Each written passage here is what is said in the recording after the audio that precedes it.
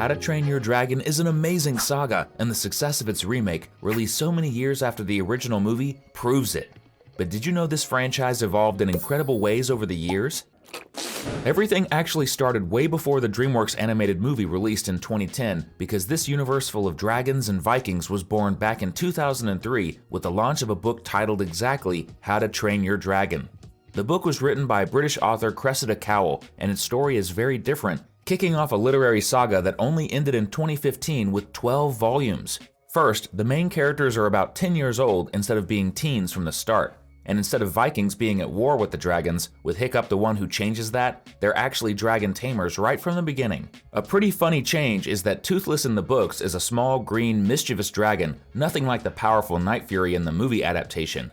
Plus, this Hiccup can actually speak the dragon language and uses it to communicate with the creatures. How wild is that? But of course, this is just the beginning. Today, we're going to break down everything about the evolution of How to Train Your Dragon.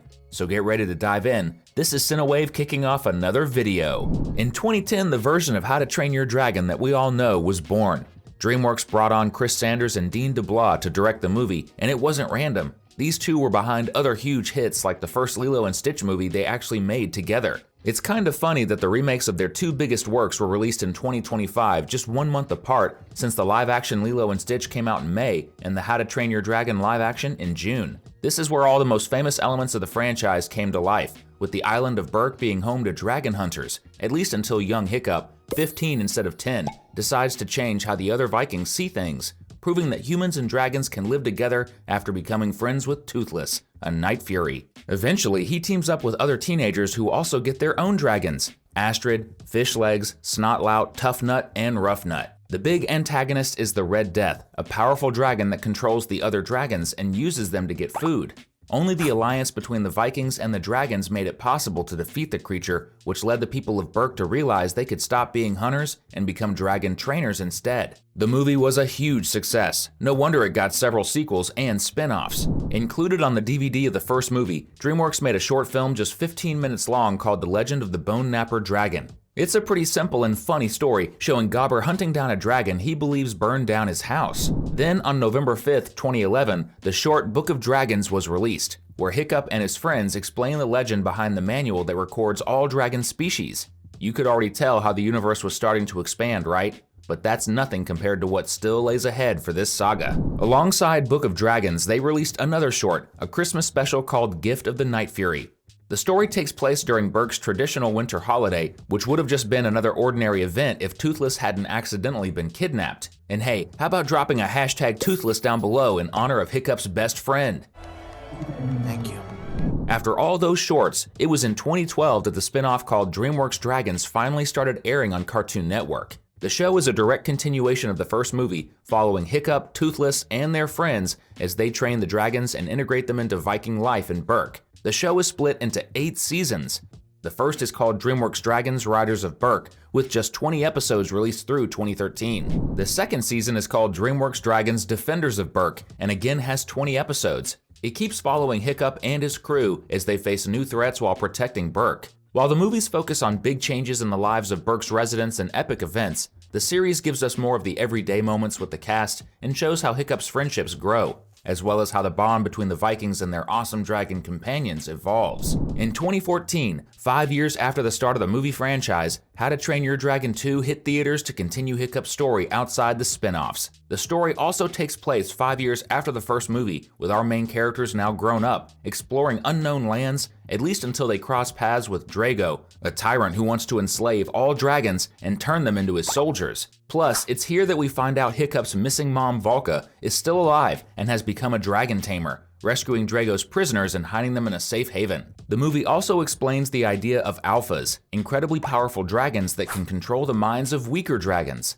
Another unforgettable moment was Stoic's death, caused by Toothless himself after being forced to do it because of Drago's alpha. As you can tell, this sequel has a much more serious and intense story than the earlier productions. In the end, with Drago defeated, Hiccup accepts the burden of becoming Berk's new chief, showing how much he has grown.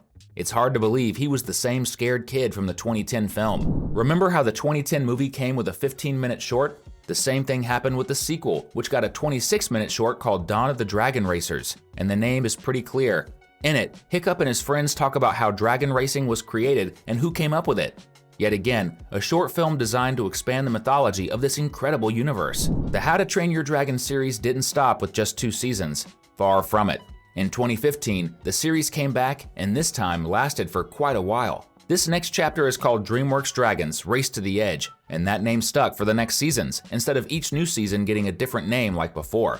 Which honestly makes sense, since they would have needed a ton of creativity to invent all those different names, considering this phase had 6 seasons running from 2015 through 2018.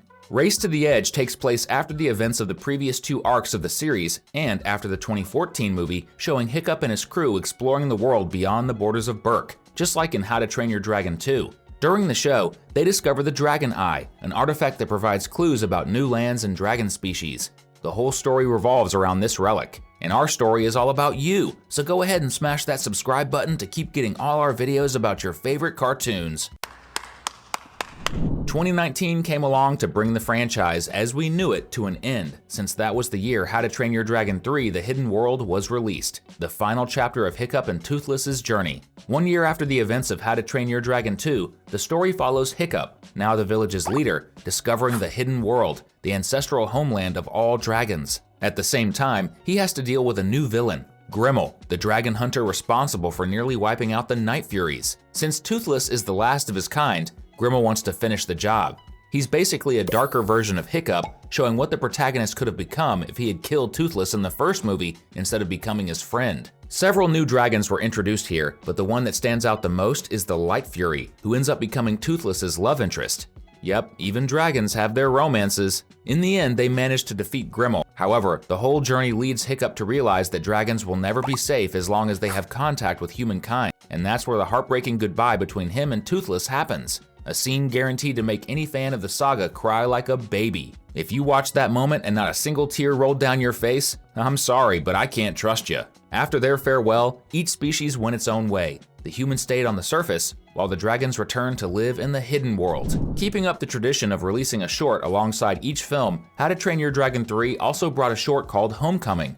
It takes place a few years after the movie's ending, showing that Hiccup and Astrid had kids. The problem is, their kids read an old book by Stoic that described dragons as evil creatures, and that made them afraid of dragons. So Astrid comes up with the idea of bringing back the Snoggle-Tog pageant, which tells the story of how Vikings and dragons made peace. After the emotional ending of the Hidden World, Hiccup and his friend's story was over, but that didn't mean the franchise ended. Spin-offs telling stories of other characters in this universe started popping up. One of these spin-offs is a show released in 2019 aimed at really young kids. It's called DreamWorks Dragons: Rescue Riders, and it's about 2 human twins adopted by dragons. Its last episode aired in 2022. Another spin-off came in 2021 and is also an animated series. It's called DreamWorks Dragons: The 9 Realms, and its big twist is that the story is set in modern times, about 1300 years after the movies. The main character is Tom Cullerson, a descendant of Hiccup who ends up discovering dragons exist. The series wrapped up in 2023 and is actually pretty controversial, since many people don't like it because of its cheap-looking animation, and they've also criticized the writing. If you've seen it, what do you think about it? In 2025, the latest work in this franchise came out, at least the latest so far, because there's definitely more content coming. Obviously, we're talking about the live-action remake of the first movie from 2010. Dean DeBlois, who directed the other movies, came back to retell and update the story with a new look at the classic, but staying faithful. The changes are pretty subtle and meant to give the franchise a breath of fresh air. It was such a hit that a sequel adapting How to Train Your Dragon 2 has already been confirmed and will hit theaters on June 11, 2027, proving this saga still has a lot left to offer. The video is already wrapping up, but you just have to click on one of the 2 videos on your screen to keep having fun. Thanks, and see you next time!